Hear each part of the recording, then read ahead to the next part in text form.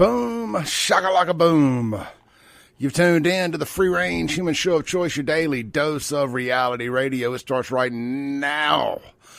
This is the Clay Edwards Show. I am, of course, Clay Edwards, coming at you live here on 1039 WYAB, the 50,000-watt MAGA flame thrower. Some days it's a blowtorch, some days it's a flamethrower. They're not the same thing. A flamethrower casts a wide fire. A blowtorch is a more direct, poignant heat. One destroys things, one ties things together. I like to be more of a flamethrower. I want to destroy a lot of things. We ain't here to bring people together.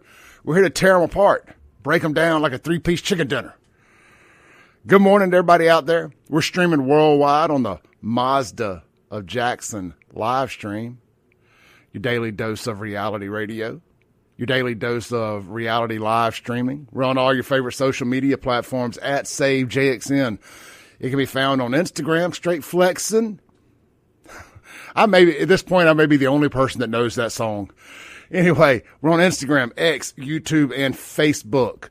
You can find us at Clay Edwards Show on Rumble, Kick, and Twitch. Let me double check, make sure we are on those alternative platforms this morning real quick as I promote them. Yes, we are. Yes, we are. Just quick double check there. We are pumping all across the interwebs. Good morning to my live stream commenters. Excuse me. Let's see here. Breacher. Good morning, brother. Congratulations on your big fight Saturday night. That was awesome. It was even cooler finding out that you were my friend Claire's son. You just never know, man. You absolutely never know who you're gonna meet, or who you already know that belongs to somebody you've known forever.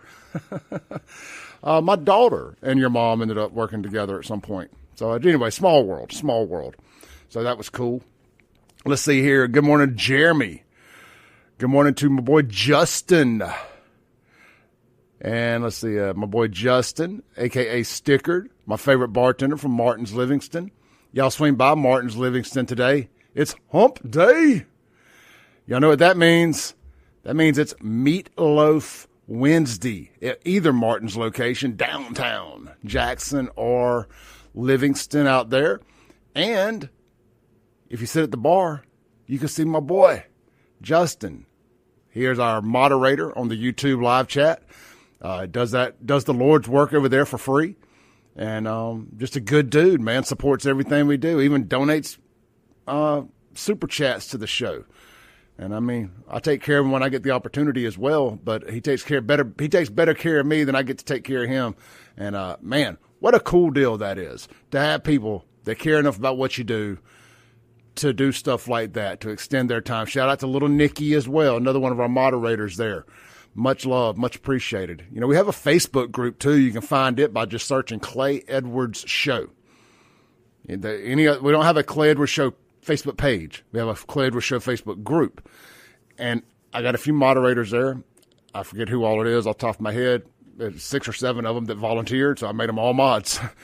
Look, that is a cool opportunity for you guys to go post and have conversations with each other.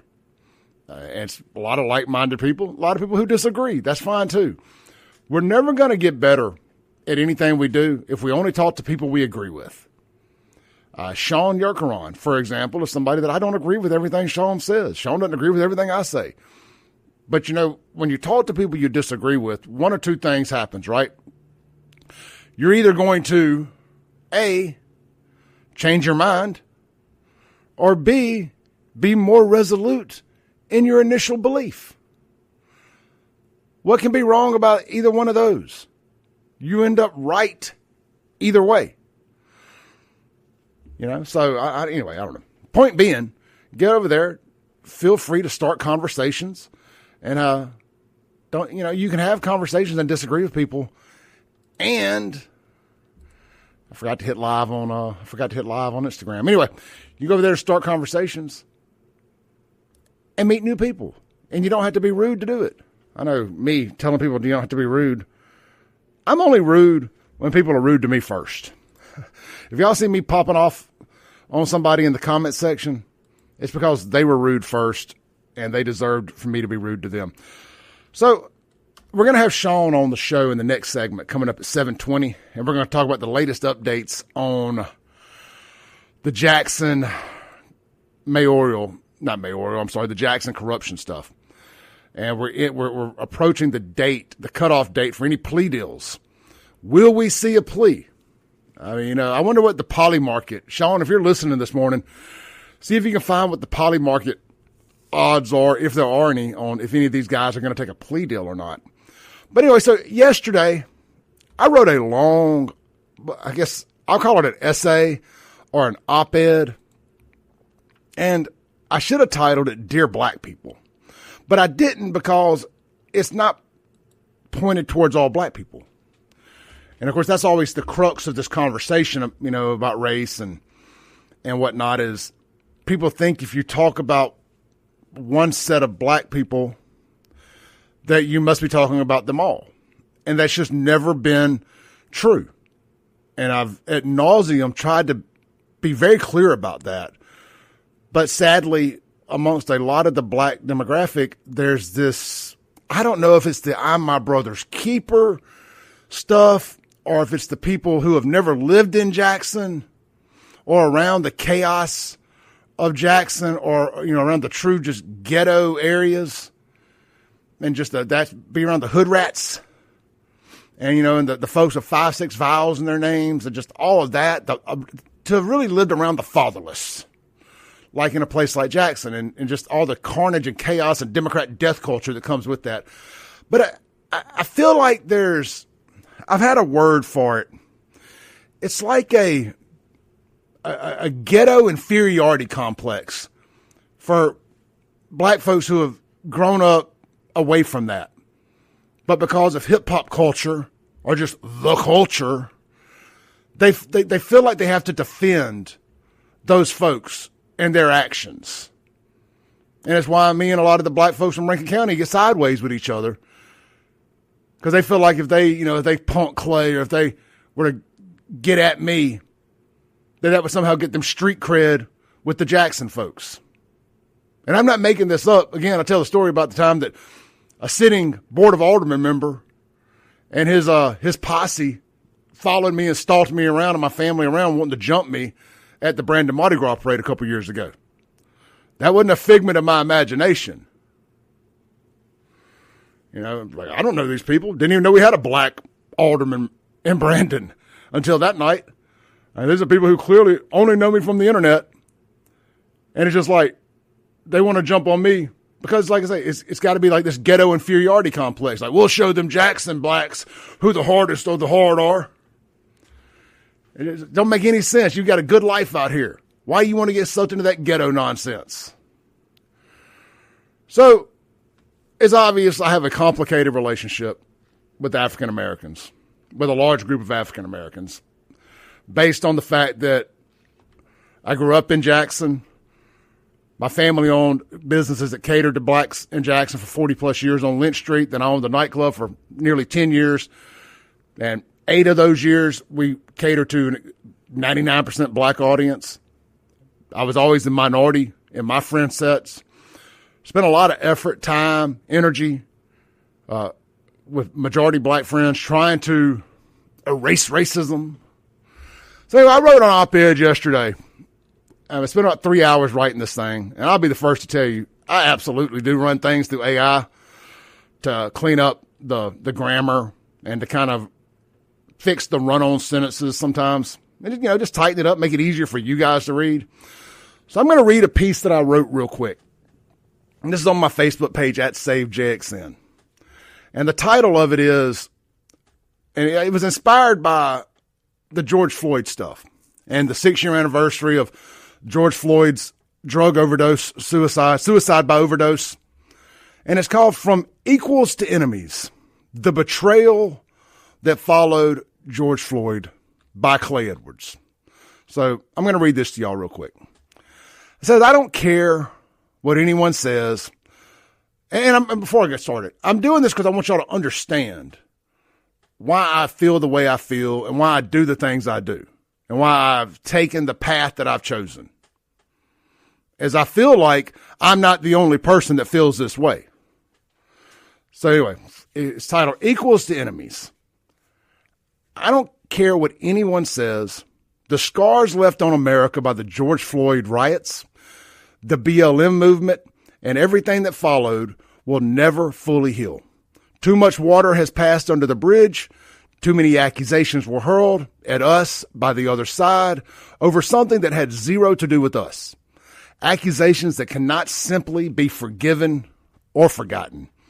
The damage was then compounded by the multiple assassination attempts on Donald Trump and the successful assassination of Charlie Kirk. Like so many others who grew up treating black people as true equals, I watched lifelong friendships strained or shattered as we were suddenly treated as personally responsible for George Floyd's death, as if we had killed him ourselves. It says as if we had killed him ourselves. It was as if every genuine relationship we had built over the years no longer mattered. No apology can undo that kind of betrayal. This isn't about hate, racism, or anything like that. This is about betrayal, pure and simple. They felt betrayed because myself and so many other strong-willed individuals refused to bend the knee, change our profile pictures to a black square in solidarity, or apologize for something we played no role in, just to make them feel better on the inside. I feel betrayed because I spent my entire life forging real relationships and having tough conversations about the racial history of this country, this state, and this city, Jackson, Mississippi, that I never avoided or ran from. I'm the white guy whose family ran businesses for over 40 years on Lynch Street in the roughest part of Jackson that catered to the black community. We were always grateful and willing to give back. I myself, along with my father, later ran a nightclub that did the same thing for nearly a decade in downtown Jackson. Always appreciative of the black community choosing to spend their money with us. All those friendships built, all that goodwill stockpiled, proved worthless in the eyes of the culture. The second we didn't jump up and go along with something they demanded, like we had so many times before. I guess I should have seen the cracks in the foundation when Trump came down that escalator to announce his 2016 presidential campaign, and they demanded anyone unfriend them if they supported that racist Donald Trump. I suppose all the effort Trump put into nurturing his relationships with the black community meant nothing the moment he decided to run as a Republican, huh? All the NAACP awards, all the money donated, all the charities, all of that, nothing. Look, I could go on for hours, but there's one more unforgivable chapter in this betrayal. It's their stance on COVID. The long consequences of those positions will be felt for generations.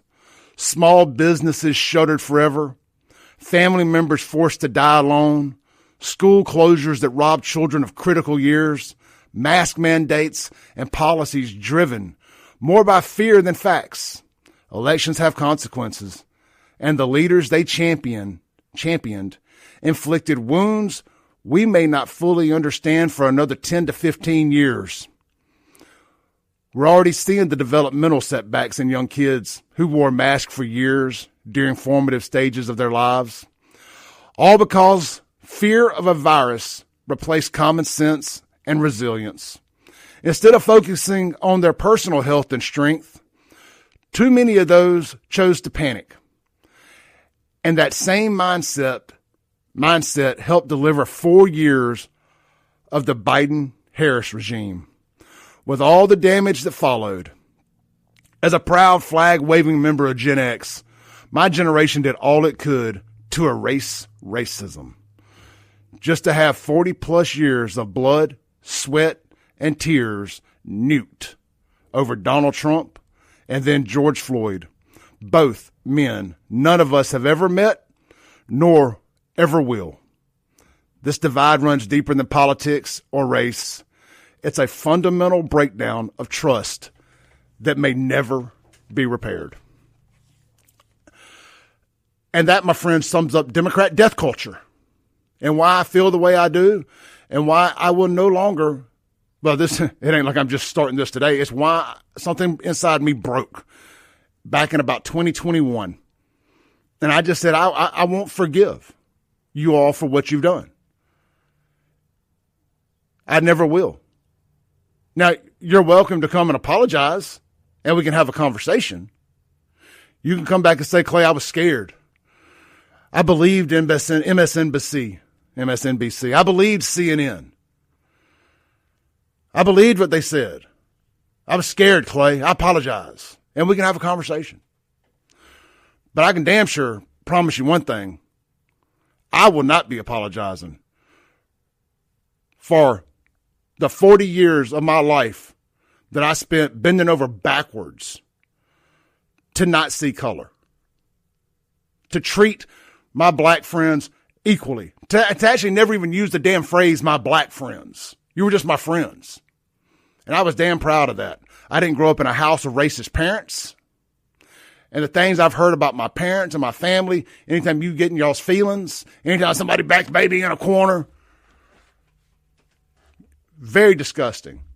Yeah, but your parents were racist. You don't even know my parents. Y'all just assume everybody that's over 40 and white is somehow racist. That's your problem. You just make assumptions. And you know what they say when you make an assumption? You make an ass out of you and me. I don't know how it makes an ass out of you and me. It don't make anything out of me. It makes an ass out of you. So that's how I feel about it. And again, I ain't talking about everybody, but I am talking about a large damn group of you that line up and do anything and everything that benefits the Democrat Party, and you do nothing that benefits America. Nothing. You take credit for everything good and zero responsibility for anything bad, and you damn sure take zero accountability. And we're done. There's just a large portion of us that are absolutely done. And white liberals, I'm talking about y'all too in this. Except I never tried being y'all's friend. Just all the bad stuff, I blame that on y'all too.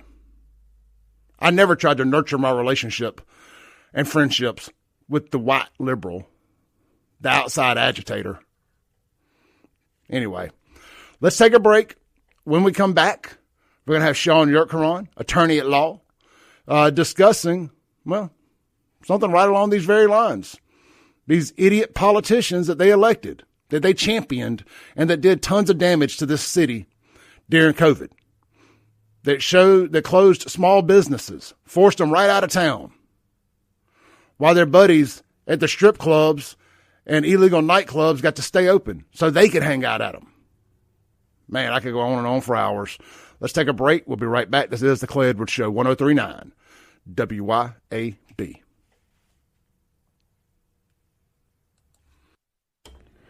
Welcome back in to the Clay Edwards Show, 103.9 WYAB.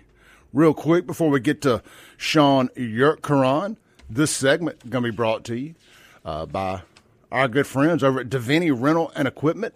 Hey, it's Kubota Orange Days through June 30th. Guys, you need to take advantage of this. This is only once a year. Kubota Orange Days, kind of like Toyota Days. Man, we used to celebrate Toyota Days when I worked at the Toyota dealership. We'd jump up and do that. Toyota. I wonder if they do it like Kubota. All right.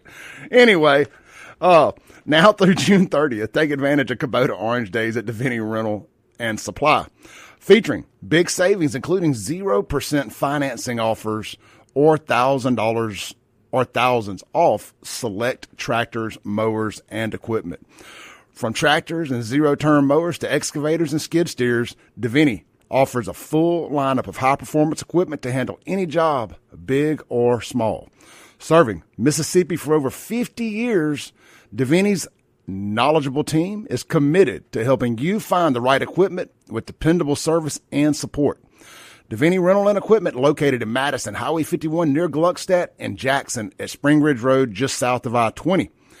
You can visit them online at DevineyEquipment.com. Guys, I know I say it every time I do this ad read here because I really don't like just doing generic ad reads. But Those are good folks over there, locally owned, locally operated, been in the community for a long time. These are the kind of people you need to support. These are the kind of businesses you need to support that give back to the community, that hire people here in the community. These are the folks you work with. These are the folks you go to church with. These are the folks your kids go to school with. These are the folks that spend money at your businesses. They keep a community afloat. Folks like Davini Rental and Equipment. Folks like every other sponsor we got here. That's why we push these people so hard. All right, check them out. Let's go to the Mazda of Jackson live stream where this interview is brought to you by the Yurt Karan Law Firm, onetextlaw.com. If you get yourselves in if you do any FOing, let Sean help mitigate the FOing. Sean, you there? Yeah, I'm here. Can you hear me? Yeah. Sound good. How you doing? Pretty good, man. Pretty good. All right, let's see here. Do I have any graphics for us here to make this a little? I put a lot of graphics together last night. Let's pull this one up. I like this one. Here, stand by. There we go. Yeah. Are we going from suits to orange jumpsuits, Sean? Will there be a plea deal? Tell people what's going on first and foremost. And before you do that, real quick, y'all can check out Sean on WLBT.com. He did an interview with those guys about this very topic. It's up on their homepage if you scroll down enough. At least it was last night. So you can check. You can go to WLBT.com and search Sean Yurt Karan. It spells exactly like it sounds, believe it or not, even though they spelled Sean wrong and got his last name right. But, amazing. I know that may be the first time I've ever seen that. But yeah, they've done it before. I always kind of mess with them when they do it. I'm like, how do you guys get this messed up? It's just the last name that usually gets people. But yeah, I expect that. You know. But Sean, tell folks what's going on. So the deadline is approaching for these guys to do their snitching and plea deals and all that stuff. I mean, explain to people. Sure. So like there is a in the pretrial order, there's a plea deadline of this Friday, May 29th, where they have to enter plea. Now they can plead guilty after the deadline. Oh, hold that thought for 1 second. I apologize. We're talking about the Free the Land 3. We're talking about Chokwe Antar Lumumba, Hinds County DA Jody Owens, and former council member Aaron Banks, and the Jackson bribery scandal. For those that may be new here, I apologize. Sean, go ahead. Sure, and they can plead guilty after Friday, but it would be without what's called a government recommendation, like a plea deal, to make it simple. Like you hear that on TV, like a plea deal. The state's going to make a recommendation. Here it's the federal government. And so they would have to plead. In state court, they call it pleading open. In federal court, they would have to plead. It'd be kind of like the mercy on the court. Just the judge decides. Now, the judge decides in federal court anyway, but the government will recommend something. Like, let's say they recommend the lower half of what kind of time they're looking at, to simplify it. So they're not going to have a government recommendation past this Friday is kind of what it boils down to. I got you. And what would be your recommendation? I mean, if I was all of them, I would have pled already. I think but that's just based on what we've seen in the media. I don't have access to the files. I assume it's far worse than what we're seeing. And the reason what I base that on is that the main defenses have been the district attorney's is entrapment. So he's not denying he did it. He's just saying they, coerced me into doing it. And then the mayor's is a little bit different. He's saying it wasn't an official act. And so, I mean, so there's no denial. No one's saying I didn't do this. There's no I didn't do it. It wasn't me. It's not like Shaggy or anything like that. It wasn't me and all that kind of stuff. They're all saying they did it. They're just saying it wasn't legal. So I was just looking at some of the bribery, the Jackson bribery trial deadlines. I got the WLBT story pulled up. So May 29th is the deadline to plead guilty. June 8th, parties meet to discuss the jury questionnaire. June 9th, parties to provide list of candidates to strike. And July 13th, we got an official start date here. The trial starts. Man, gonna be a sizzling summer here on WYAB, isn't it? In the city of Jackson overall. Yeah, it's gonna be wild. I guess it's about 6 weeks away, 7 weeks away. Yeah, we're looking at. And now we're 2 years. Remember, Clay, because I think we were on your show when the raid of the DA's office happened. If you remember that, yeah, I think we were live on air when that happened. Yeah, yeah. And then was it Memorial Day weekend when all of this went completely side, when the story broke, or when we maybe leaked the story? Yeah, when we heard about the yacht party in Miami, which ended up being true, by the way, so that ended up all being true and verified. So yeah, that was actually 2 years ago. Man, so Matt Steffi, and I know you're familiar with Matt, yep. he says here, got a quote from Matt, says, a professor at Mississippi College School of Law doesn't expect them to do Says it does not expect them to do so, saying it would prohibit them again from running or serving in public office if they pled. So he says, I'm hesitant to declare anybody's career over. We love a comeback story, he said. And certainly if there's an acquittal, I would not be immediately convinced that all three of these defendants are through with pursuing elected office. Well, Jody has still got what? When would he be up? 27?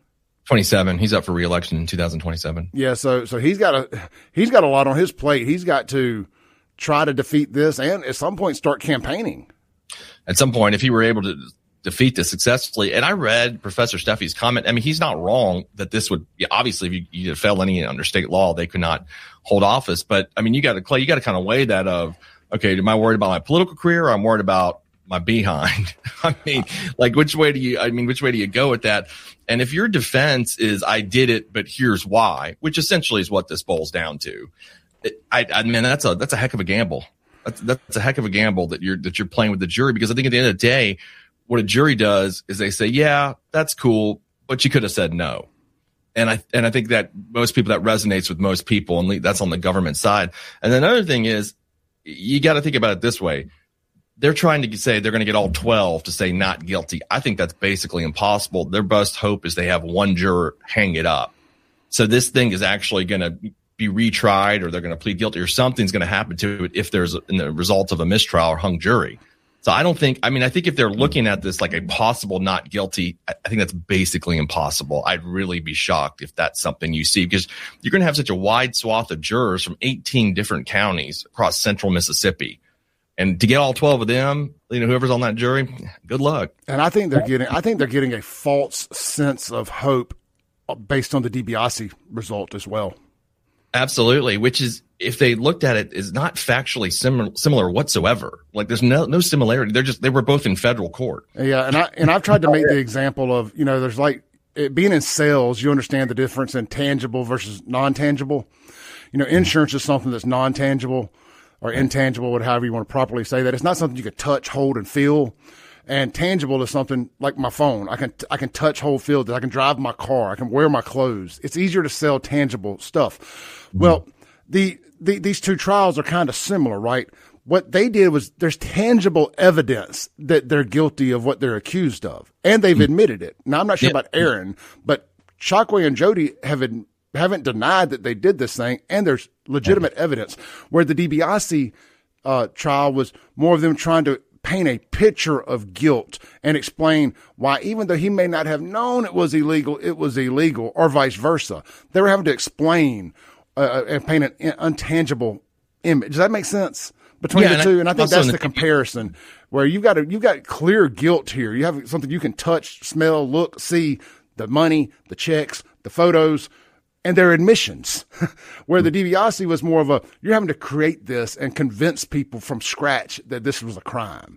And I think that's way more hard. I think that's way more difficult, and way more difficult to get 12 jurors to agree on, which clearly that's what happened across the board. Yeah, and also I think in DiBiase, no one was bribed, as far as I can tell. There was no bribery involved in that. And what they were saying, the government was just to simplify it, they were saying that DiBiase didn't perform the work, and then he put on evidence that he actually did. Now, the value of that work is maybe what's in dispute. Like, was it worth the amount of money that he got paid? Well, in probably most people's eyes, no. But does that make it illegal? And I said that months before the verdict came in. I don't think it does. Just because you pay me a lot of money to do a job that may not be worth that much. Talk about certain athletes we can think about that don't perform on contracts, right? It doesn't make it illegal. So I think it's a lot different than organizing a bribery scheme and paying off elected officials to vote a certain way. I just don't see how the facts are any way similar in this case. I mean, because they never DiBiase never bribed John Davis at all to give him the contracts. I mean, maybe that would have been similar if that had occurred, but that didn't happen. I don't think if there had been kickbacks or bought him a truck or something like that. Sean, let's take a break real quick and come back. We're live this morning. We got Sean Yurtkaran on the Mazda Jackson live stream talking Jackson bribery trial and more. Y'all don't go anywhere. We'll be right back here on the Clay Edwards Show, 103.9 WYAB. Welcome back in to the Clay Edwards Show, 103.9 WYAB. This segment brought to you by our friends over there at El Patrio Mexican Grill and Cantina, right there in Crossgates, Brandon, or Dogwood in Flowood. The special of the day, I just posted the picture on my Facebook page, is chicken fajitas. So you can go check out that picture. They look sizzling good. They're available on the lunch menu for a discounted price and lunch portion size. And, of course, fajitas are available all day, every day at dinner size. And you can get the portion that's feeds 2, which really feeds 4. I'll always do that. I'll get the fajita for 2, and I can eat fajitas for the next 3 or 4 meals for the price of, whatever it costs. Anyway, it's a lot of bang for the buck is the moral of my story here. So swing by El Patrio and try some of the best authentic Mexican food and Southwestern cuisine that you can get your hands on right here in Central Mississippi, located right there in front of Crossgates on Highway 80 in Brandon, right next to Lost Pizza and Bop's Frozen Custard, and, of course, right there in front of Dick's Sporting Goods in Flowood, right there at Dogwood. All right, let's see here. We got Sean Yurtkaran here on the Mazda of Jackson live stream in stunning HD from his home studio there in Belhaven. Sean, what else is going on, man? Regarding what locally? I don't know. That's about all I've seen so far. I just mean in general. What you got going on? Oh man, just working. Open up the new office and getting that all together, which is a chore in itself. Like I think I told you I didn't realize how much buying an office sign cost. And the city of Jackson's permitting process, which has taken 6 weeks so far, just to put a sign in the yard of my office. I mean, I should have just got one of them realtor signs. We can put that down. Yeah, they don't make anything easy in Jackson. I've often said when you're in business in Jackson, they treat you like an adversary. It's like you're in business against Jackson. I don't know why they take it so personal when somebody wants to open a business there, but they take it personal. And they make it as difficult as possible to get open and be a functioning business. It just makes no sense to me. And I've got plenty of experience in that category or in that field, or whatever you want to call it, trying to open businesses there and put up signs and do stuff. And nothing is easy there at all, from permitting to anything. It's not. And, that whole street I'm on, Congress, is across, is behind the old Two Sisters, I'm talking about right there. Mm-hmm. And there's, it's historically been a bunch of lawyers in those old homes, and there still are some, but it's like you'd think you'd want to encourage people to come down and want to open their businesses there. And it's not as easy as you think. Just for something as simple as a sign, I can't imagine it was something more complicated than that. And I know you have to sometimes when you install things, check the utility lines in the ground, but I mean, that's when you call the utility company to do that. The city doesn't even do that. Correct. Hey, if anybody has a question for Sean here, you can text the Ellis Autoplex text line 769-241-1944, 769-241-1944. We're talking about the Jackson bribery trial coming up starting July 13th. Or, of course, if you're watching on the Mazda Jackson live stream, you can just drop a comment there in the live stream. Bourbon Diplomacy says, or it's more of a prediction, should I say, it says just before the trial starts, there will be a deal. They are foolish if they go into that courtroom. Yeah, I think, the court has put a deadline on a deal. Now, the way you look at my experience, things kind of get a way of happening because judges can do whatever they want. I mean, they have the power to do whatever they want. They can say, okay, I'll accept the deal. And a lot of times that happens. So that's not impossible to happen. But from what I've seen, it seems like, especially the district attorney is pretty obstinate about that he's not pleading guilty. That he was set up and he is he's riding that horse. That's from all the sources I've got. That's what's happening. Now logic would tell you when you're on video shoving cash in a bag, on a yacht in Miami, that the best thing for you to do is to plead guilty. But he apparently doesn't think so. He thinks he's gonna rest on the law, which is kind of one of these things, Clay. I was talking about this on my show last weekend. If lawyers sometimes think too much like lawyers, which is the problem. They don't think like regular people think. Regular people are like, man, you putting that cash in the bag? I mean, and then you went to Tootsie's? I mean, that's what the regular juror from Scott County is going to think. And you got to kind of think like they think. And they're going to be like, you just put that cash in the bag and you're on the yacht in Miami and you're getting paid off by these. I mean, it looks really, really bad. And I don't know how you get around that, just as honest as I can put it. Well, and here's the thing. We have not seen the photos from their trip to the strip club yet either. Oh, and God. Let's not forget. Let's not forget they gave them $5,000 taxpayer dollars to go to the strip club in Miami while they were there. So, and they didn't do that without one of these guys tagging along with them and getting photos. Oh, yeah. And by the way, we always complain about government spending money recklessly. This is one where I'm okay with it. Like, if we get to see the photos worth my tax dollars, I would have paid for it myself. Absolutely. Like, I'm going to see this. I just want to see these guys. Because, I mean, I've been to many strip clubs. I'm sure you have as well. But I've never had $5,000 at a strip club in my life. So I don't know what you get for that. At the strip club. Yeah, I mean, I want to see the uncensored version of these photos, by the way, because I'm guessing the quality of stripper in Miami far exceeds the quality of stripper we have here in Jackson. I'm just going out on a limb there. Yeah, it's that's the infamous actually strip club in Miami where all the athletes go. It's kind of like, remember Scores in New York was like the big thing to do back in 20 years ago. Mm-hmm. That's the way this place is. So it's super famous. It's not just like your run of the mill strip club. And so it's expensive. And I mean, I don't know, maybe $5,000 didn't only get you a couple of table dances or whatever, but that's a significant sum to take for one night outing at the strip club. I would think, at least in Jackson, you could probably buy the strip club for $5,000. Well, yeah, I mean, you probably can't even get bottle service in a VIP booth for $5,000 in Miami with that kind of money. Yeah. But I mean, in Jackson, we're thinking Jackson money here, and I'm gonna go out on a limb here and guess they also spent some of their own money in this place. I bet you they spent more than $5,000 while in said strip club. That's right. I mean, did they 1,000 of it went to Making It Rain or something like that? At least I would think. There's probably if there's a photo of Chokwe making it rain, that's worth the $5,000. Don't they know who we are? We about to make Jackson. We gonna leave skid marks on this town. The funniest thing to me about this too is that as well as you and I know Jackson, and that remember when the convention center I think they were voting on the pass that Harvey was mayor, and they built it finally, and then they were talking about this hotel for the last 20 years. Am I right around there? Around 20 years. Mm-hmm.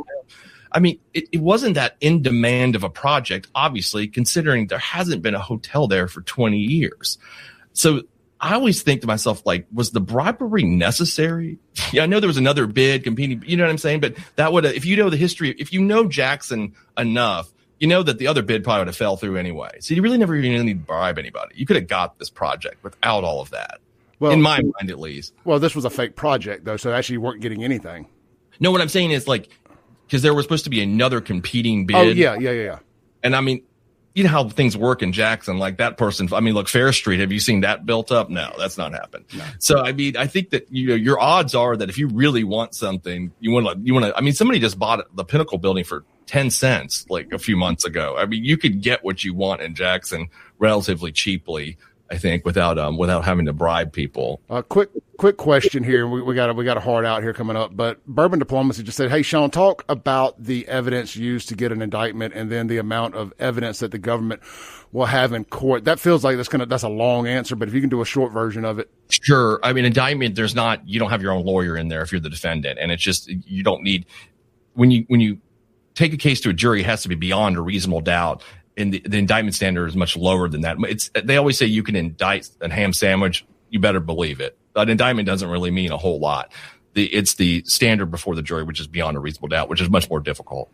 All right, one more question here. It says, so what is Eric says, so what is the real sentencing for these guys? What are they actually looking at as far as jail time, fines, probation? Like, how long are they really looking in jail if they go to trial? Yeah, so they're charged with several different code sections, and federal court is a lot more complicated than state court, where they'll say like armed robbery is X number of years. There is classifications based on your criminal history and base levels. I don't know the exact, there's a whole, if you go online, there's a federal sentencing calculator. That's how complicated this gets. I think they're looking at quite a substantial amount of time. What I've been shooting around the legal community, everybody's thinking 10 to 15 years if they get convicted at trial. Yeah. Something around that ballpark. All right. Look, Sean, we got a hard out here, man. I know you got something you got to do. I appreciate you jumping on with us this morning. If y'all need any legal counseling as far as criminal law goes, Sean Yurkaran, you shoot him a text or shoot him his information is at onetextlaw.com, onetextlaw.com. Sean, thank you, brother. We will see y'all right back here after this commercial break. Welcome back into the Clay Edwards Show. We got about a minute here before our next break. I'm going to stay with our live radio audience through the break. So if you want to chat, you got any questions for me, and whatnot, drop them in the live stream. Hit up the Ellis Autoplex text line, 769-241-1944. I'm going to read some of those texts that we've been getting as well.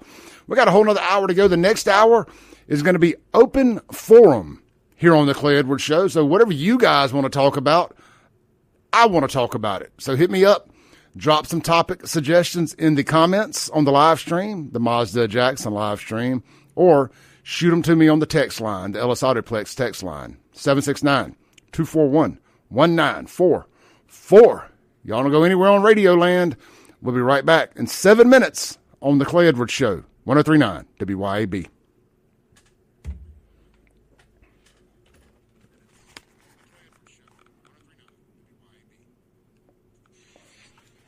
It is so weird talking without the headphones on and hearing myself. It's like I feel like, am I saying everything right? Let's just got some of y'all's text messages here. I got to fix that real quick. There we go.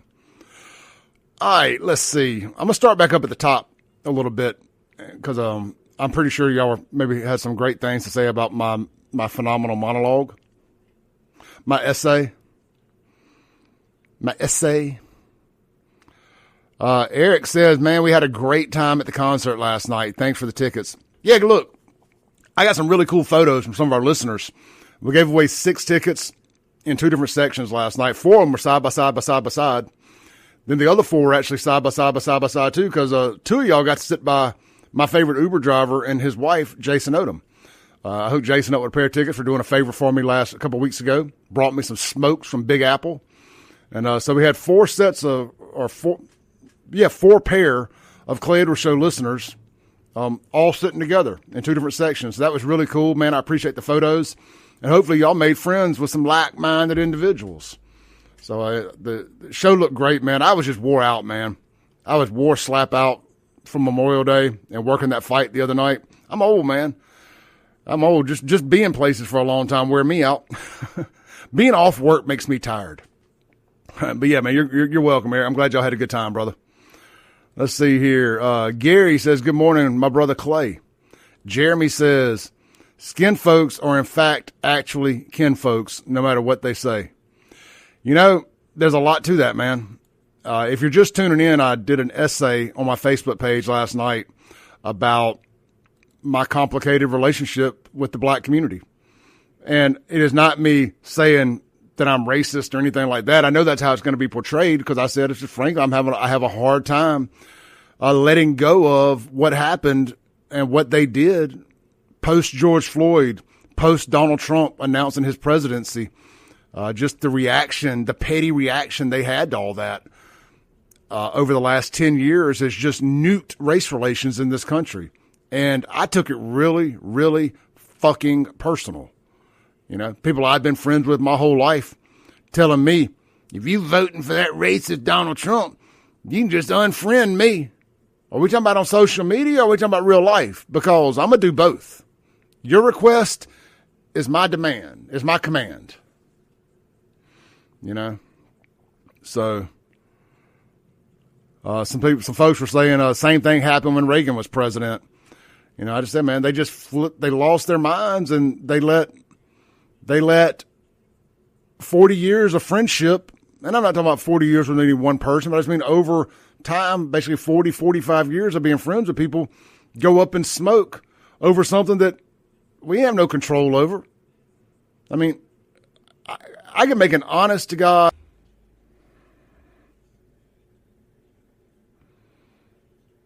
Boom goes La Dynamite. It's hour 2 of the most incendiary show on the RADIO. This is the Clay Edwards Show. I am, of course, Clay Edwards, coming at you live here on 103.9 WYAB, streaming worldwide on the Mazda Jackson live stream over at SaveJXN on Facebook, Instagram, X, YouTube, and at Clay Edwards Show on Rumble, Kick, and Twitch. All right, hour 2 this morning. A bit of an open forum here this morning in hour 2. Now, I did a bunch of show prep. We could talk about some little this, a little bit of that. Shout out to Ken Paxton. He did a little bit of draining the swamp last night over there in Texas. got old Cronin out of there. That's a big old win. That's a big old MAGA win. You don't unseat too many incumbent conservatives, do you? You just don't, especially in a primary. So, big win in Texas. Yeah, well, Clay, he cheated on his wife. I don't give a damn. I don't. At this point, I am willing to set all that aside, any more morality. I don't care what you do in your home. Y'all don't care about a bunch of the LGBTQ rainbow supremacists y'all send up there. What they're doing in their home ain't holy. But why do you care about what Paxton does in his home or outside of his home? I mean, sin is sin. Sin is sin. That's why you don't rarely, if ever, or as it would be rarely if ever or rarely if never. What would be the right way to say that? I don't judge when it comes to what you do in your home. I don't care if you're gay. I don't care if you're cheating on your wife or spouse. I don't care if you're in a relationship and having premarital sex with your girlfriend and you're not married or boyfriend. I just don't care. It's the only thing I really care about is when you come out in public and you're shoving that down everybody's face. If you're, and look, this is not just about the LGBTQ agenda. I don't want to see two gay guys making out in the corner or at the bar. I don't want to see a straight couple making out at the bar or in the corner. I don't want to see two transes making out at the bar. You know what? That's funny. Actually, hold on. Hard stop. Speaking of two transes, have you ever seen two of them together? I don't mean like hanging out. Of course, they hang out together in the mental ward. But, like, have you ever seen like one? Is there like a trans guy and a trans woman that date? Because they basically just have a guy and a girl dating. I have seen that online before. Don't get me wrong, but like in person, you ever seen like a trans guy and a trans woman dating? Because like it's just like the ultimate role reversal. It's still a guy and a girl dating, but the girl's pretending to be the guy and the guy's pretending to be the girl. We're all going to hell, aren't we? Well, the end is near. The fact we can even have this conversation, the end is nigh. The end is nigh. But anyway, I don't want to see anybody. I don't like public displays of affection.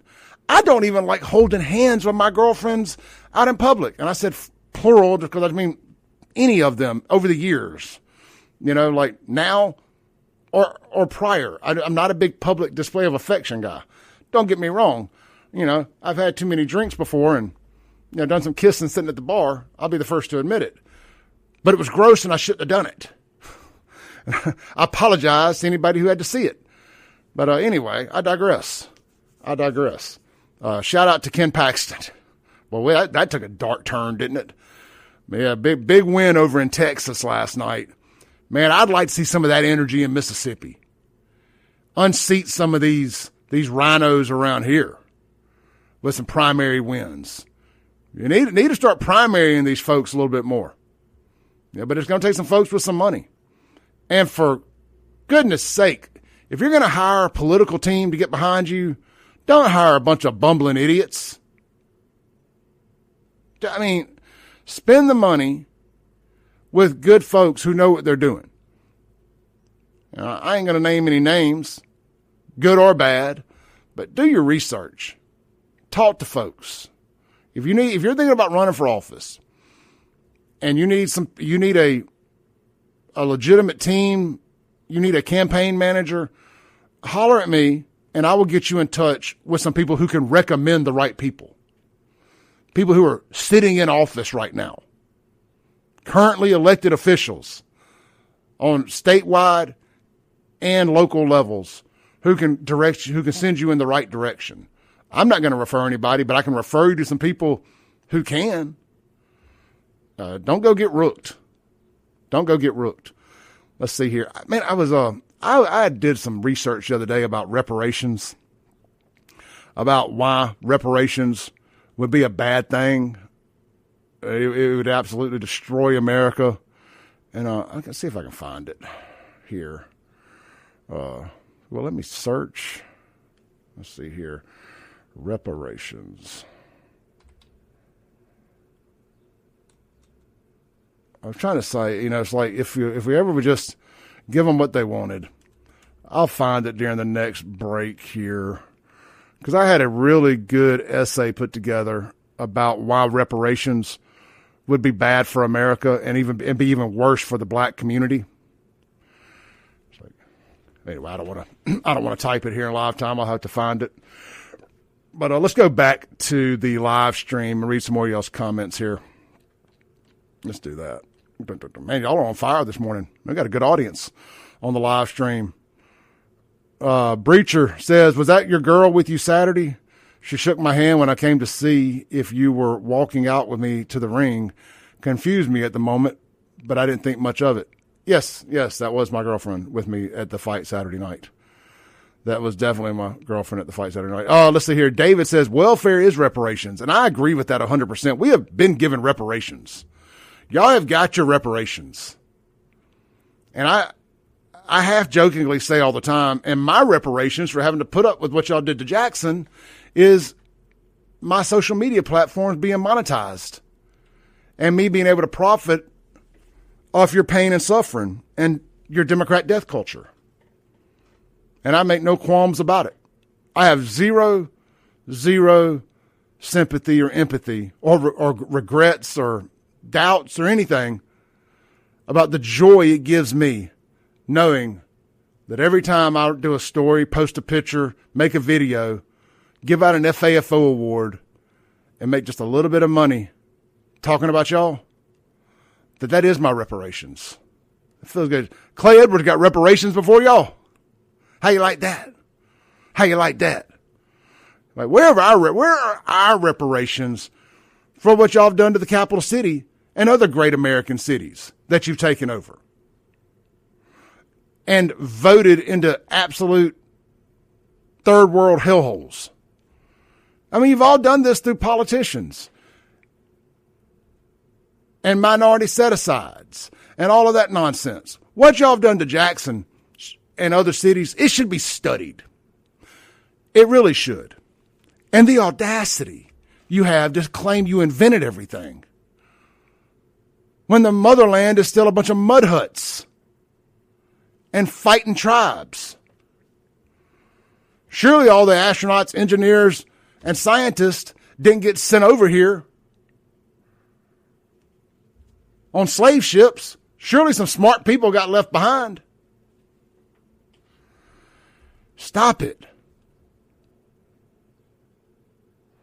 Let's see here. Lucas says, type to call someone a snowflake, but think PDA is unacceptable. Type to call someone a snowflake. That don't make any sense.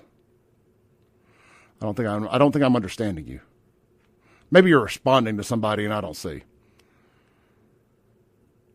Yeah, if anybody wants to call in this morning, the phone line is 601-879-0002.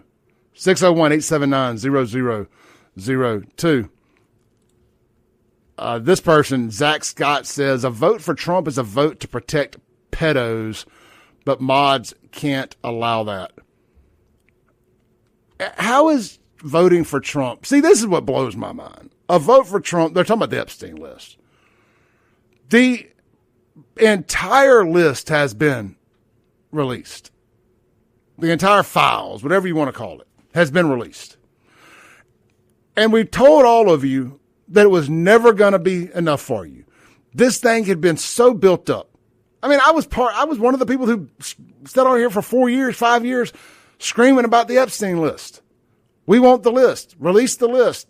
This country is being ran by PDF files. Then we started getting it, and I was like, we're never going to get this all we want out of this. This is never going to live up to the hype.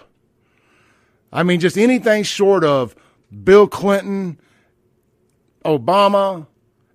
You know, I'm thinking about people from the conservative side that we expected to see on there. You know, Bill Gates. Oh, yeah, that's right. All of them were on there, as we told you they would be. And y'all are just so mad that Donald Trump isn't legitimately on there in anything other than lies and crazy people calling into a phone line, a tip line, and saying that Trump's on there? Wouldn't nobody just make that up, Clay? Wouldn't nobody just make that up? You mean to tell me the same people who ain't tried to kill this man 5 times since 2020? Shoot, 5 times since 2024? Those people wouldn't pick up an 800 number and make a false accusation against Trump? You really believe that? That a public tip line that anybody on the internet or anybody with a phone could call? You don't think the same people that have been trying to kill this man, again, no less than 5 times since 2024, since the Pennsylvania field, you don't think they would call a tip line and tell a lie? But y'all are so mad that Trump ain't on there, or that it didn't live up to this expectation that you expected, that now it's a vote for Trump is a vote to protect pedos. And I was told on good authority that Marjorie Taylor Greene and Thomas Massie were going to read all the names on the floor in the Capitol, under the rotunda, with congressional immunity, so they couldn't be sued. That's what I was told.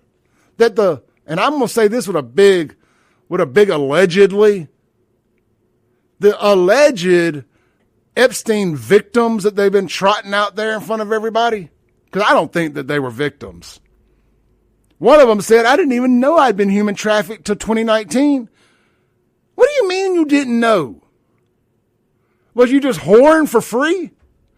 And you found out somebody was making some money on your whoring? So therefore you're like, oh, they were making money for me being here?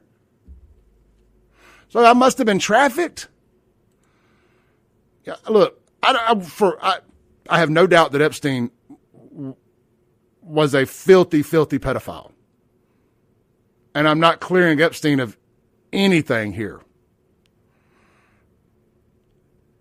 I just believe that there's a big, big psyop going on with this thing that's intended to try to make Trump weak or try to create dissension within MAGA. And it's working because a lot of y'all are absolute idiots. And if you think for 1 second that Trump was on that list in anything that they could remotely prove, and they wouldn't have already arrested him, you're a effing idiot. You had Joe Biden, Kamala Harris, a compromised FBI, CIA. They raided Mar-a-Lago over classified files that Donald Trump declassified and took with him. They went through Melania's panty drawer, sniffing her panties and no telling what else, probably put some in the pocket and later on with them. Hell, probably took them back to Hunter Biden so he could do it. Hell, maybe Kamala wanted to try them on. I don't know. Hell, maybe Joe wanted to put them on. He puts the lotion on the skin. Joe from Scranton, he puts the lotion on the skin. You don't think those people would have exposed that Trump was on this list if he was on this list, if there was any verifiable evidence? I've said this a million times over the years.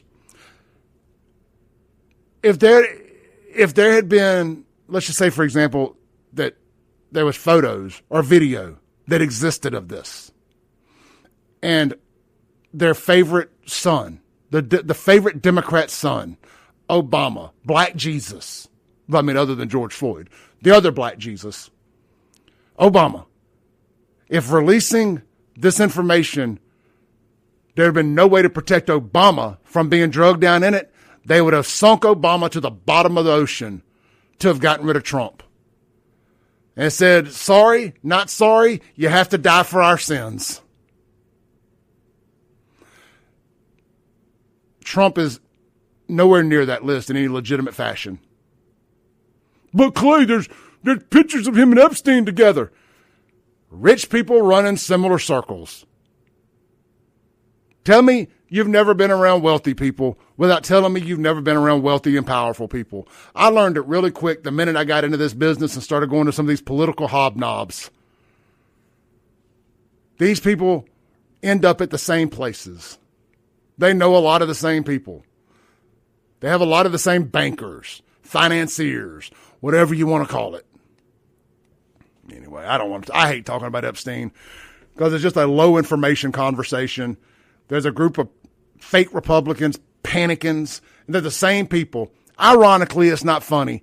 The same people who are stuck on this Epstein crap and Trump's a PDF file are the same people who are raising hell about Israel.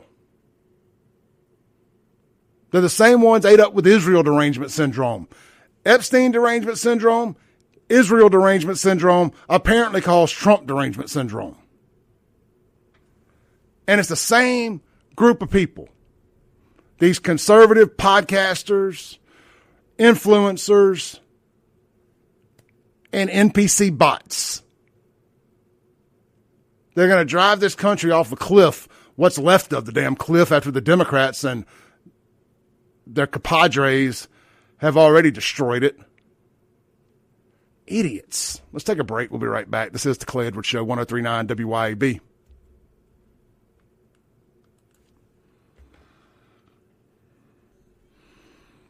Welcome back in to the Clay Edwards Show, where we are all dumber now after a comment I just read on the internet.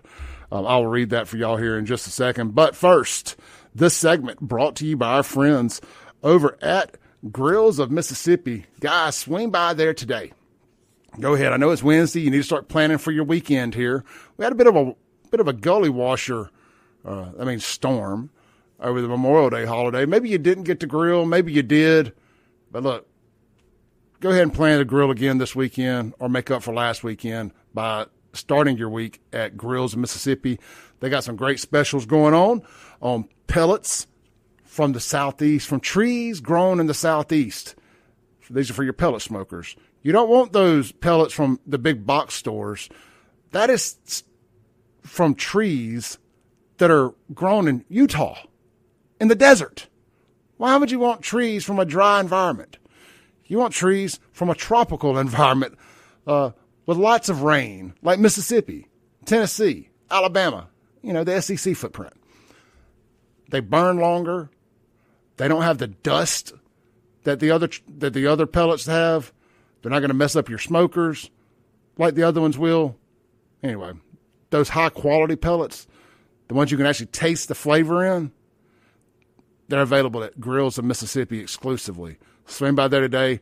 Over the weekend, they had a buy three, get one free special if you mentioned that you heard it on the Clay Edwards Show. I'm not saying it's still available, but maybe if you shook the tree a little bit, maybe you could get them to hook you up a little bit. They also got smokers, traditional smokers, like the 55-gallon drum style. They have regular pellet smokers, gas grills, and more. And look, here's the other thing. They have hundreds of rubs and sauces available, and you could try every single one of them before you buy them. And did you know you're thinking about building an outdoor kitchen? They build outdoor kitchens. Let them come out and give you an estimate for free, and let them do the dang thing. That's right. They can design it, show you how it's going to look, and build it, and boom. Grills of Mississippi is your one-stop shop. If you can dream it, they can build it. And don't forget, they have high-quality meats available as well. And if you want to try some of their championship-winning ribs, they have those available too with a 24-hour notice if you want some. You just get one slab. You don't have to buy much. Let them know. It'll be the best ribs you've ever eaten. I'll almost guarantee that. But, it's subjective, but they're really, really good. I've had them. All right, that's Grills of Mississippi, Highway 51 in Ridgeland. And, of course, online, grillsofms.com. All right, so I was going to do this the other day, and I I ended up missing. It was when that storm came through or something or another happened. Power was out here or something. Anyway, so I kind of punted this topic down the road some. This was about reparations. And what would the effects of reparations be on this country? I used Grok to help put this together. I just like to always kind of give you guys that information. So you're always welcome to ask the question the same way I did. And here is how I asked the question. What would the most likely end result be if we as Americans gave black people reparations so they would just shut the F up and stop bitching and begging about it for it? I mean, real plain and simple. We're tired of hearing it. What would the effects be if we succumb and gave you reparations? And Grok says this. Most likely end result, it wouldn't shut them up and it would only make things worse overall. ChatGPT wouldn't tell you that, would it? So here's what it says. The short-term effects. Huge fiscal hit. Serious proposals such as William Darity and Kristen Mullen estimate $10 to $14 trillion or 300 to 800,000 per eligible black American, which is roughly 40 million people. This is paid via taxes, debt, inflation, or printing money. Historical precedents for massive wealth transfers show temporary consumption spikes, but no sustained cultural or behavioral closure gaps. Remember that behavioral closure gap? And think just last week, one of those goon squad victims got arrested again as a felon with a firearm. He got arrested back in December and charged with distribution of narcotics and all sorts of other stuff. He got given a lump sum of money, but he's still a thug. Get what I'm saying? All money does is shine a light on who you are and allows you to be more of that. But I digress. Let's continue. So that's the huge fiscal hit that it would cause. Here's the inflation and economic drag. Large one-time or spread-out payments would boost demand without matching supply or productivity gains. Models of similar programs, such as state level, predict higher taxes, reduced growth, job losses, and out-migration. So basically what it's saying is people would move and quit working. So who's going to work at our fast food restaurants if we do this? That may be a good thing. A lot of them close. Maybe some of y'all won't be so fat.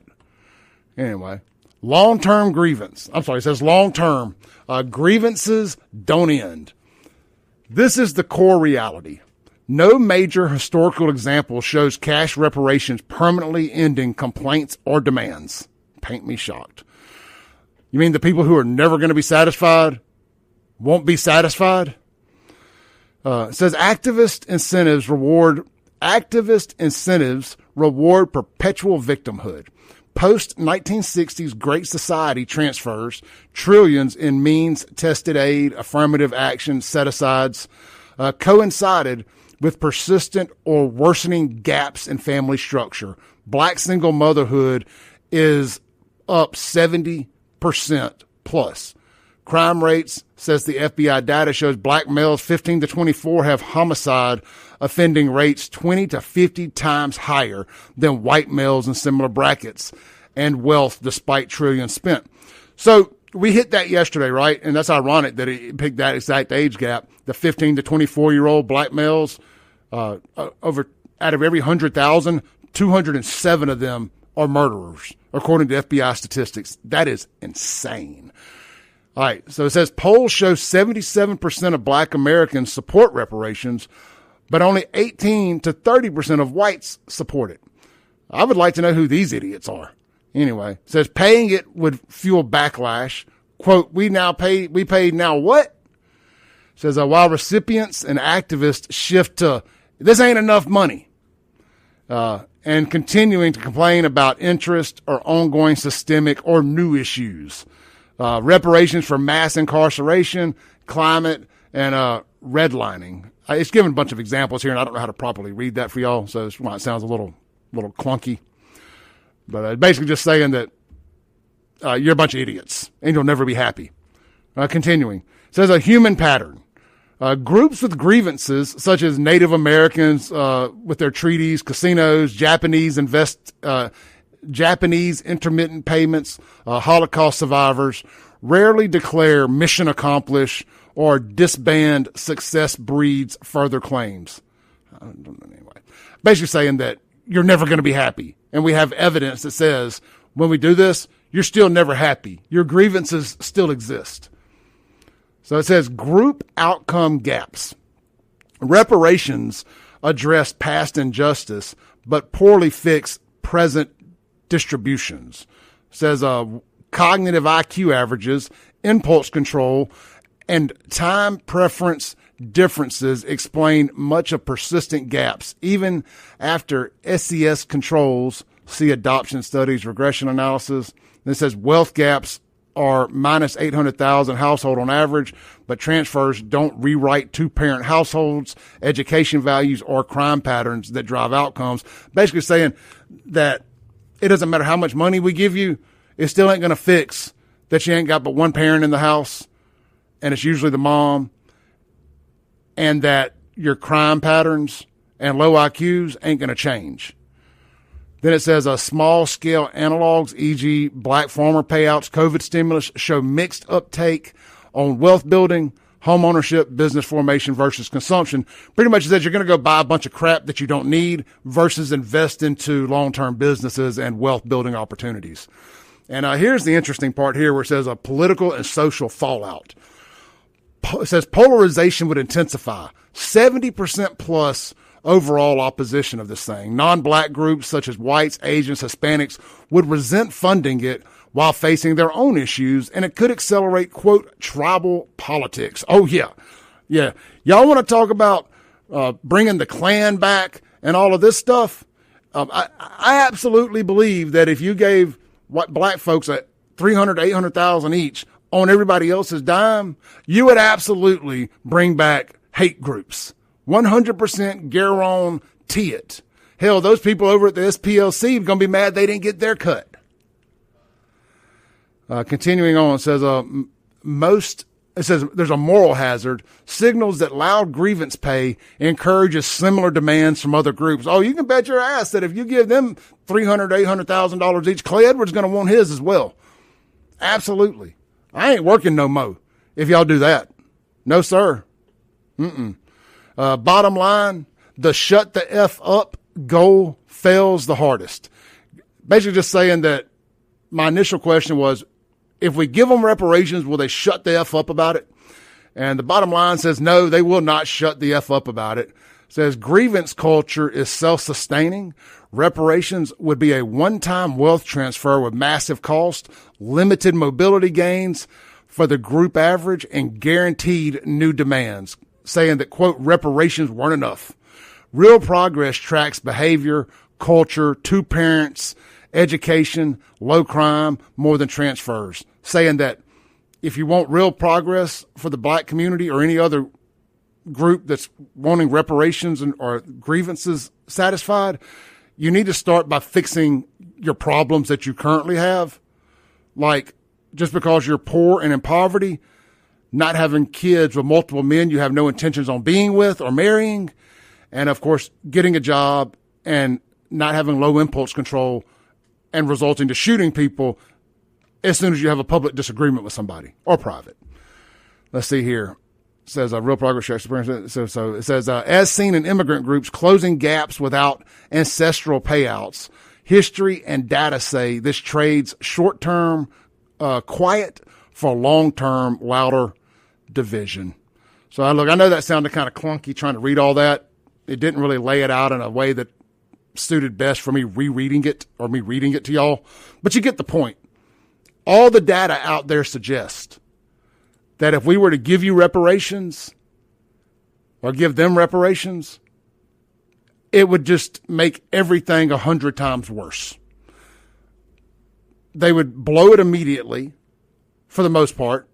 Not everybody, but a lot of people would blow it immediately and then demand more. And then they would blow the fact that they went out and blew it on strippers, Dodge Chargers, Gucci purses, gold, all of that. They would blame, and then they're broke. They would blame that on systemic stupidity that we didn't train them on what to do with their money. Let's take a break. We'll be right back. This is the Clay Edwards Show. Text me. What do you think about all this? What do you think the first thing somebody would buy if they got $800,000 in reparations? What's the first thing you would buy if you got $800K of free money? I mean, it's like winning the lottery, right? It's that everybody would win and it would make the price of everything go up. So actually nobody would win. It would cause hyperinflation and it would end up, I don't know, making gas go up to about $100 a gallon. We'll be right back. Don't go nowhere. Welcome back into the Clay Edwards Show, 103.9 WYAB. Breaking rules when necessary. That's one of those breaking rules conversations there. That's one of those conversations where most people will have it, you know, with their black friends. And like, oh yeah, I wouldn't have a problem with y'all getting reparations. I wouldn't have a problem with it. You know, they'll say that, and I'm like, I got a problem with it. I got a big problem with it. Ain't cool with it. Gonna raise hell about it. You think January 6th was a problem for y'all? You let these bastards approve reparations. You're gonna see a problem like you ain't never seen in this country.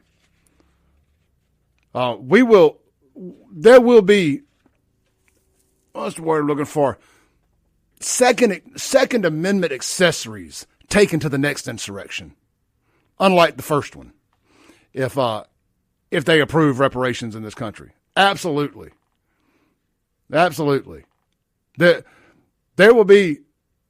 I don't want to speculate. We'll just say that. I'll let y'all speculate. Just how bad it would get and how quick it would get there if these clowns we send to Washington, D.C.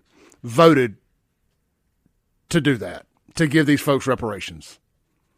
I mean, hell, we should have done it on all the money that they gave the illegals in this country. That's why I find it awfully screwed up. The same people, and I got a text from somebody, I don't even know who it is, that said, oh, you're against reparations. Well, are you against the January 6th slush fund to pay those people money? Absolutely not. We need to give them more. We need to give them more money. Because also you're talking about maybe 1,000 people, a couple thousand people at the most, not 40 million people. A big difference financially, massive difference financially. The same people who have a problem with this January 6th slush fund, I don't even think it should be called a slush fund, by the way. You're making people's lives back whole that you intentionally destroyed because you politically persecuted them. Meanwhile, Black Lives Matter burned American cities, destroyed lives, small businesses, murdered people, etc. And not a single one of them went to jail. But a couple thousand Trump supporters, MAGA, patriots, go to express their displeasure. And then, of course, Antifa disguises themselves as MAGA, which I know it killed them not to put the rainbow dildo hats on to go do this.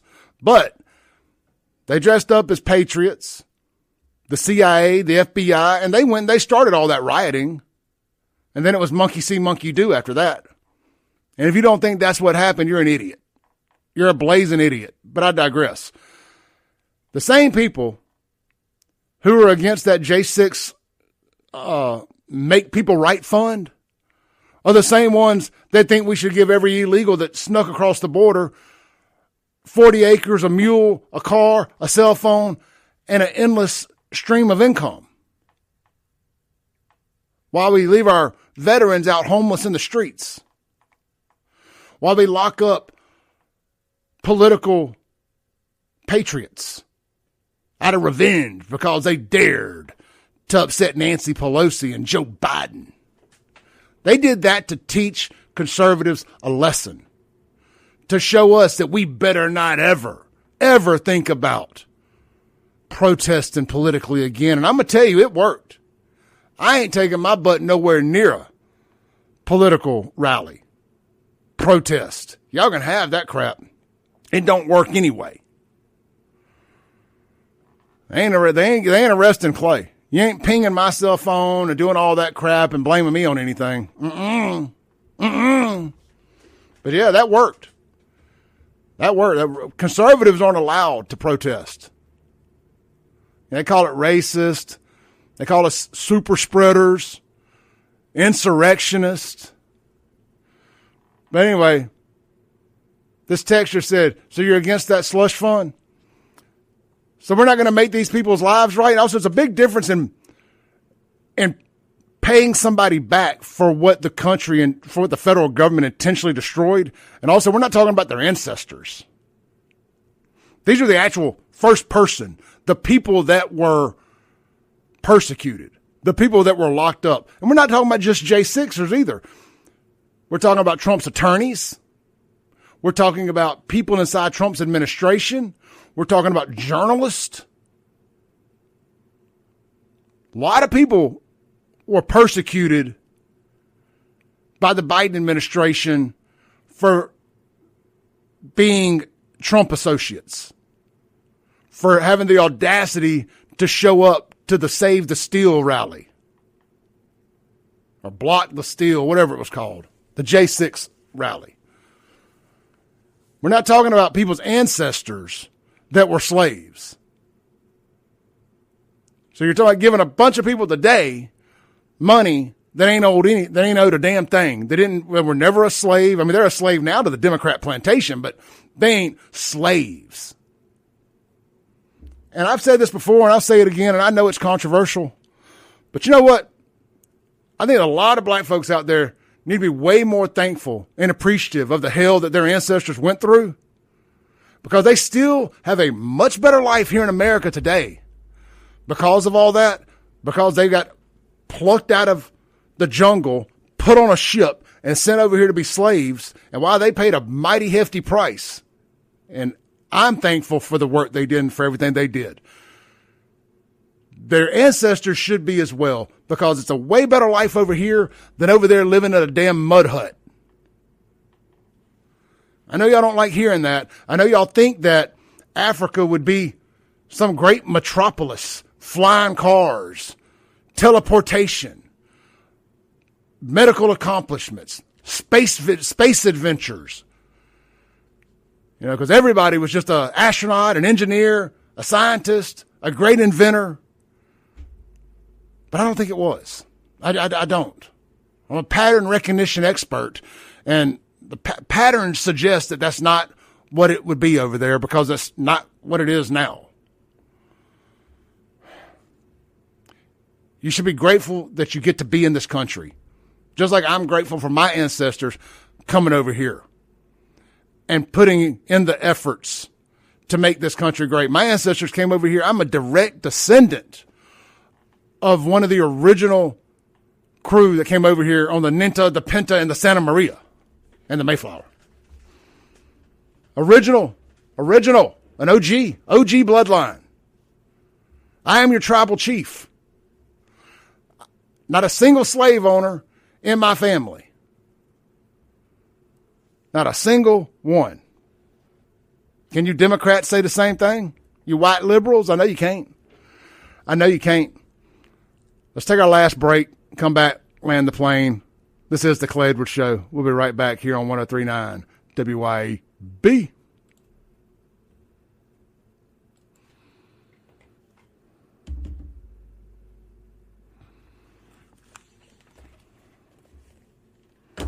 I know it's a bitter pill to swallow, but your reparations, or you get to stay in this country.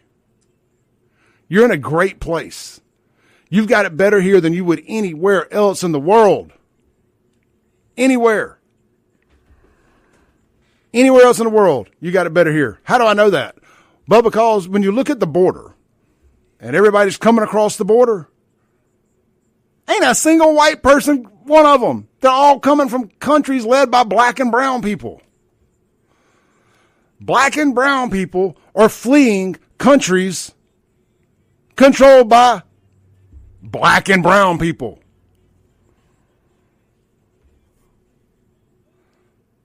I don't see a single white person trying to break into America. I don't see a single white person trying to break into any of these countries that they're leaving. I mean, if Wakanda was such a great place, why is everybody trying to leave it? I mean, I'm tired of sticking our head in the sand and acting like we're not allowed to say these things.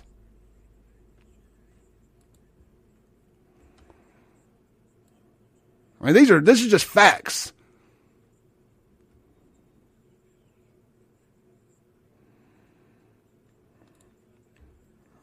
Also says those are foundational black Americans, they call them FBA idiots, think they're going to send us back. I laugh and fart in their general direction. Absolutely. That's great. That's great. Let's see. I'm just reading some of y'all's comments here.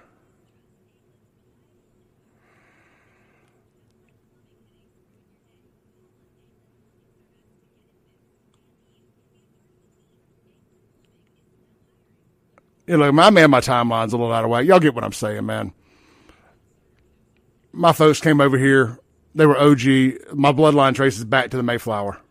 I just found that out last year. One of my family members did a 23andMe thing or Ancestry.com thing.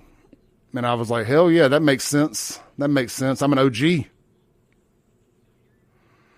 All right, man. Y'all seem to be having a lot of conversation with each other. I'm not going to get into reading all the comments. I appreciate everybody. We're going to close the chapter on talking about race a little bit for the next few weeks. I think we've got everything off my chest that I wanted to get off my chest. I think that we've made our point. And anything else adding to it is just celebrating after the touchdown. So we're going to get back to some different topics on this show.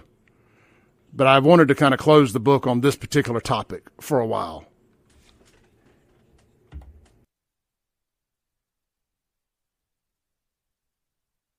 Welcome back into the Clay Edwards Show, 103.9 WYAB. I was just telling folks online that look, that's a tough conversation to have. And we're going to close that topic for a little while. Because I think that discussing it past this point is, it's kind of like doing a touchdown dance after you've scored the touchdown, which I'm not a big fan of. I punted on them today. We made our point. Anything else is we're just repeating ourselves. So we're going to get back to hitting more topic-driven subjects for the show, more news-driven subjects for the show, and take it a little bit different direction. But that don't mean we're going to quit talking about these things. Don't make no mistake. When necessary, we will discuss these complicated topics. But I'm kind of done with just making my point about this.